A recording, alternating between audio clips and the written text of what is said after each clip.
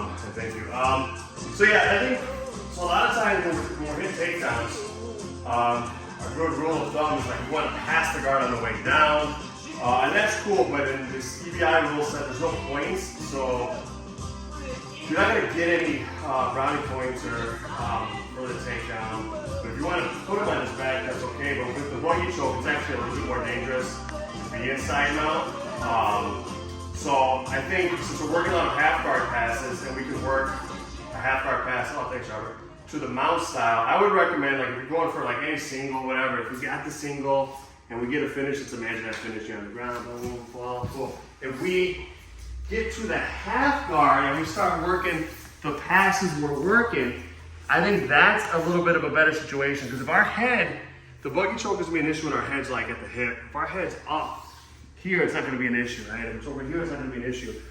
So we can start working the stuff we're working, but instead of knee cutting, we work towards the mount side, right? This is gonna protect it. So same if you're going for like a double, like if I finished a double, instead of like windmilling all the way around and ending here, which is where we have the risk, because at this point he might immediately go for the buggy choke, you might consider hitting it and going lower than the hips and immediately like start hooking, or finishing and going into like the half guard here, because here I can start blocking this. If he wants to put his head here to start like grabbing this leg, I can still at least block this leg till I can bring my head higher, okay?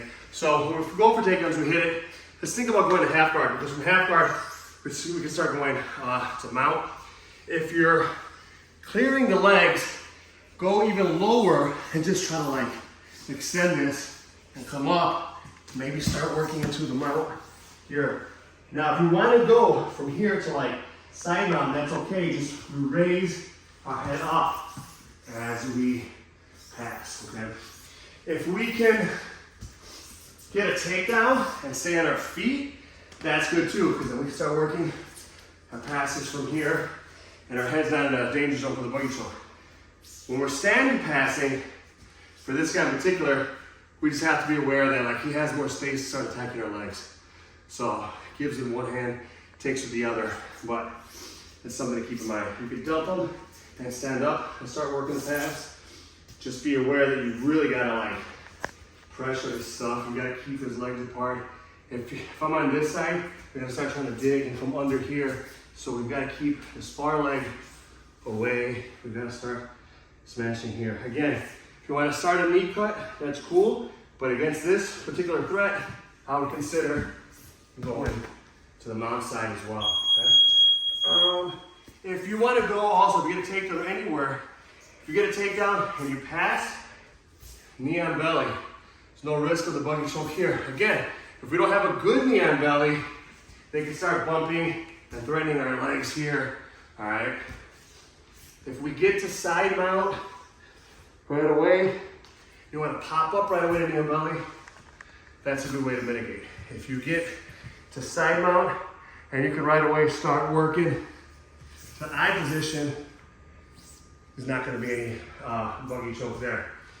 People that go for the buggy choke, they're ready to hit it right away. And what's dangerous about it is that they're doing it from a position that we're taught is good for us. Here, we're taught if he's there, this is great. I can start working for arm triangles.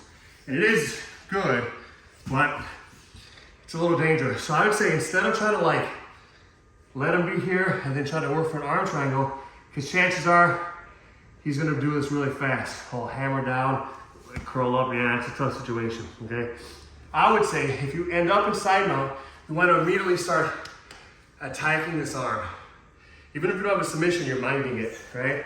So instead of my head being here, my head could be on the bicep.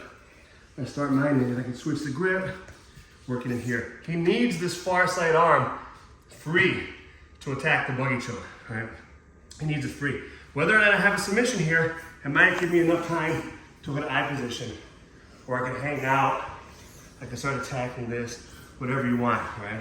But if you are in side mount, I'll consider right away, move to eye position, right away, move to knee on belly, and or right away, start attacking the arm. So if I get to side position, I want my head high. Shoulder pressure in the shin, head high here, all right? If he digs up fast, come here, that's where it's gonna be an issue. I would consider this grip right away. I'm minding the tricep, pushing, driving forward, connect here, okay? My head is going higher, but it's also going a little bit forward to keep this away, right? If I want to, you'll notice I'm like kicking this leg out, because I also don't want my butt to be like really high and over a center line and get taken over. So if I'm stretching this out, I want to elongate a little bit. I'm just hanging out here for a little bit until I can get to like eye position, okay? So keeping this far side arm busy is gonna be crucial. They really need it. If you get here and it starts happening, we've got to start framing here. You could frame here like you were saying, Enrique, then you could like start working your own buggy choke. You know, fine if you want to do that. But we're starting here, start framing up. Also keep this one away, right? He needs to bring his arm, hamstring together. So if he gets here, we start framing and minding in here. He's also more than likely gonna need, not always, he's probably gonna need like a little bit of an angle, so you might like shrimp towards me. You're doing it like, yeah, turn here, yeah. This is usually the angle I need from this too. And this is tough, okay? So if this starts happening, framing, elbow in. If we can get here, we can start fighting a little bit. We don't want this connection here. That's gonna be a problem. At that point, you still want a posture, maybe you establish your own, but that's gonna be a real problem. You also, that's kind of like not quite last ditch effort, but this starts happening. You could also feed your leg into the half guard to start driving, to start squaring them up. He needs this angle usually to reach it, right? If I can feed this leg into the half and use it to like square up, this angle is a little more difficult for him to reach his leg at, right? And then we can start working. Then more importantly than like gripping here for our own, we just start walking up as well here, okay?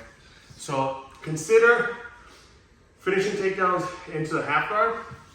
Consider moving right to eye position when you can, minding this far side arm. Use these wedges to keep this away from this.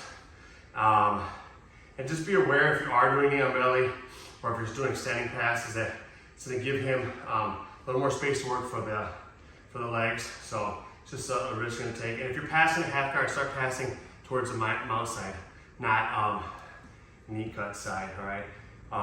If they get connected, that's when you could, if you're playing around with like the beat the buggy with your own buggy, that's when you go for it. But we're trying to avoid that connection from happening altogether. Thanks, thank you. Right now it's on. It's on. Yeah, all right, cool. Another thing I forgot to mention, like if you are keeping your head away from the hips and you start moving up here, there's space for them to start coming. They're gonna start re-guarding, right? This is good for their buggy choke. If my head was in the wrong position, he's gonna start attacking it here. Yeah, it's gonna be crappy, right? But even here, you're gonna, you know, I wouldn't be surprised with as lanky as he is. He likes to use his legs. He likes to do it when the guy's mounted, right? Just go back. Okay, I'll do the same thing. I start moving. Starts coming here, right? Again, one of the two things. One, let's give him some like pressure forward. You could do that standing. You could do it here. And the pressure is good because it might square him up. We can start passing. If he's getting his heel, getting his legs in. Also look for your opportunities after the pressure to start locking up your own things here, okay? I've got options. I got this far side one. I've got this near side one that I can start lacing up. I can start pressuring for, but if they start getting these legs in between, one idea is basically to like pancake them and try to start smashing here to square them. The other is to take this opportunity to start lacing up for our own attacks. The heel hooks aren't legal in here, but we can go with the straight. We can work for a lot of different stuff here. I think we can do toe holds as well, okay? So if he starts getting good at recomposing, getting his legs in between you and him, threaten with your hips. I want you to be here, here. But if he's getting really good with that, attack those legs a little bit. Make him think about it. Thanks. Thank you.